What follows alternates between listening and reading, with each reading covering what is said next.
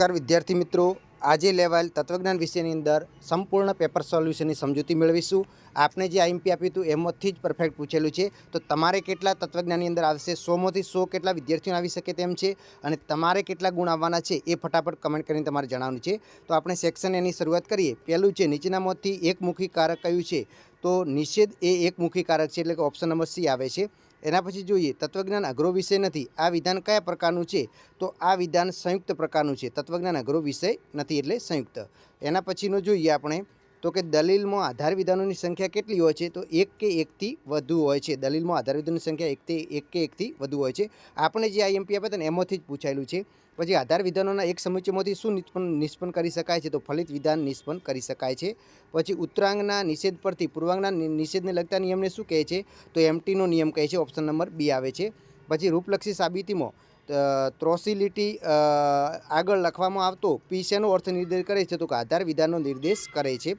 પછી 4 પદવાળા સંવિધાનમાં કેવા પ્રકારનો દોષ થાય છે? તો એની અંદર પદ ચતુષ્ટયનો દોષ થાય છે।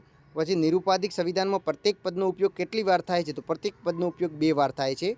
પછી કેટલા પરથી સર્વ પર જવાનું બૌદ્ધિક સાહસ શેમાં રહેલું છે? તો કેટલાક પરથી સર્વ પર જવાનું બૌદ્ધિક સાહસ વ્યાપ્તિકરણમાં રહેલો છે।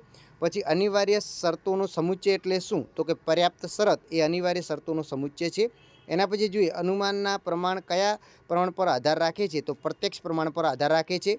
પછી કોના પ્રત્યક્ષ જ્ઞાનથી અનુમાન ક્રિયાનો આરંભ થાય છે? તો હેતુના પ્રત્યક્ષ જ્ઞાનથી અનુમાન ક્રિયાનો આરંભ થાય છે। પછી કયા ધનને શ્રેષ્ઠ ધન કહેવામાં આવે છે? તો વિદ્યારૂપી ધનને શ્રેષ્ઠ ધન કહેવામાં આવે છે। પછી ઈશ્વરને સત્યને ઈશ્વર કોણ માને છે? તો સત્યને સર્વોપરી કોણ માને છે? એવો પ્રશ્ન પૂછવાનો હતો, એમાં આવે છે ગાંધીજી, બરાબર। અહીંયા ઈશ્વર નહીં પણ શું આવશે? સર્વોપરી આવે તો ગાંધીજી આવશે। આની અંદર ટાઈપિંગમાં ભૂલ માનાય છે। એના પછી જોઈએ રિલિજન શબ્દનો અર્થ શું થાય છે? તો રિલિજન શબ્દનો અર્થ થાય છે ફરી બાંધવું। શું થાય છે? ફરી બાંધવું થાય છે। પછી કોના મતે જે ધર્મને તર્ક વડે સમજવામાં ગોઠવે છે તે જ એને સમજે છે, બીજા નહીં? તો આ મત છે મનુસ્મૃતિ આવે છે। પછી જગતના વિદ્યમાન મુખ્ય ધર્મોની સંખ્યા કેટલી છે? તો 11 છે। કેટલી છે? 11 છે। એના પછી 18મું જોઈએ બાઇબલ એ કયા ધર્મનો ધર્મગ્રંથ છે? તો બાઇબલ એ ખ્રિસ્તી ધર્મનો ધર્મગ્રંથ છે। એના પછી યોગશાસ્ત્રની રચના કોણે કરી હતી? તો યોગશાસ્ત્રની રચના મહર્ષિ પતંજલિએ કરી હતી। પછી વિક્ષિપ્ત ચિત્તમાં કયા ગુણનું પ્રાધાન્ય છે? તો સત્વ ગુણનું પ્રાધાન્ય છે। તમારે સેક્શન એની અંદર કેટલા 20માંથી 20 આવે છે કે નહીં? કેટલા આવે છે ફટાફટ કોમેન્ટ કરો। એના પછી આપણે સેક્શન બીની સોલ્યુશન જોઈએ તો કે વિકલ્પન શાબ્દિક રજૂઆત કયા શબ્દ દ્વારા થાય છે? તો કોંતો અથવા દ્વારા થાય છે। પછી પ્રમાણભૂત દલીલ એટલે શું? તો જે દલીલના આધાર વિધાનો સત્ય હોય તો એ દલીલનું ફલિત વિધાન પણ હંમેશા સત્ય હોય છે, એવી દલીલને પ્રમાણભૂત દલીલ કહેવાય છે। પછી એચએસના નિયમનું રૂપ લખો તો પી શરતી ક્યુ અને ક્યુ શરતી આર, તેથી પી શરતી આર આવું એનું રૂપ થાય છે, બરાબર। એના પછી જોઈએ આગળ એકદમ ઇઝી હતું તો સંવિધાનના ફલિત વિધાનમાં કયા પદનો સમાવેશ થાય છે? તો એની અંદર સાધ્યપદ અને પક્ષપદનો સમાવેશ થાય છે, સાધ્યપદ અને પક્ષપદ। પછી વ્યાપ્તિકરણ એટલે શું? આ વ્યાખ્યા પણ આપણે આઈએમપી આપીથી પૂછી ગઈ છે। પછી પંચાવી અનુમાનનો પ્રથમ અવયવ કયો છે? તો પ્રતિજ્ઞા એ પ્રથમ અવયવ છે। એના પછી સામાજિક મૂલ્યના ઉદાહરણ આપો તો કુટુંબ છે, રીત રિવાજો છે, રહેણી કહેણી છે, બરાબર, સામાજિક સંસ્થાઓ છે, એ બધા એના ઉદાહરણ છે। ધ્રુવ ધાતુનો અર્થ શું થાય છે? તો એ સંસ્કૃત ભાષાનો ધ્રુવ ધાતુનો અર્થ થાય છે ટકાવી રાખવું, ધારણ કરવું એવો થાય છે। પછી ગુરુ નાનકે કયા ધર્મની સ્થાપના કરી હતી? તો ગુરુ નાનકે શીખ ધર્મની સ્થાપના કરી હતી। પ્રત્યારનો અર્થ એટલે કે પાછા વળવું એવું થાય। શું થાય છે? પાછા વાળવું એવું થાય છે। પછી સેક્શન સીના પણ આપણે આઈએમપી આપ્યા જતા સત્યતા કોષ્ટક રચવાનું હતું, એકદમ ઇઝી છે।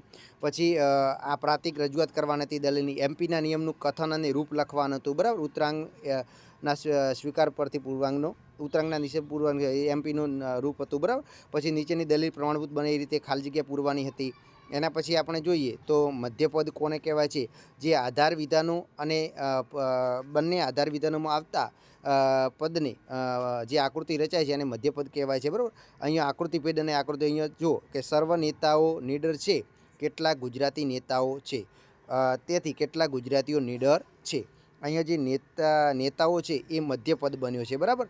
તો એવી રીતે તમારે આકૃતિ કઈ બને છે? તો મધ્યપદ, પછી આવી રીતે બને છે, કઈ આકૃતિ ઓળખા નથી. પછી કાર્યકારણનો નિયમ છે, સ્વાર્થુમાન એટલે ઉત્પાદનનું મૂલ્ય, અંતર્ગત મૂલ્ય, જગતના ધર્મનો સુવર્ણ નિયમ કયો છે, વિનોબાજીએ આપેલા ધર્મ અને વિજ્ઞાન અંગેનો અષ્ટાંગ યોગના 8 અંગો, યમ, નિયમ, આસન, પ્રાણાયામ, પ્રત્યાહાર છે. સેક્શન ડીના પણ એકદમ આપણે જે આઈએમપી આપ્યા હતા ને બેઠે બેઠા પૂછેલા છે, તમે જોઈ શકો છો.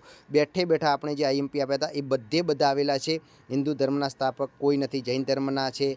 તો જે જૈન ધર્મના સ્થાપક કોણ માનવામાં આવે છે? તો પયંગબર માનવામાં આવે છે. અને બૌદ્ધ ધર્મના ગૌતમ બુદ્ધ છે, બરાબર. યહૂદી ધર્મ અને ઇસ્લામ ધર્મ નૈતિક સિદ્ધાંત હતો. પ્રાણાયામનો 5 યમની સંક્ષેપમાં. પછી વિધાનપરક અને વિધાનપરક પરિવર્ત્ય. પછી સમુચયનું તાર્કિક કારણ પૂછાણું હતું, બરાબર. એ જ રીતે પંચાવી અનુમાન, જગતના વિદ્વાન ધર્મગ્રંથો છે, આચરવા યોગ અને તાળવા યોગ દુર્ગુણો છે. બધા જ જે પીડીએફ ફાઇલ આપણે આઈએમપી જવાબ સાથે આવી એમાંથી પૂછાણા છે. તમારે કેટલા આવે છે એ તમે કમેન્ટ કરીને જણાવો.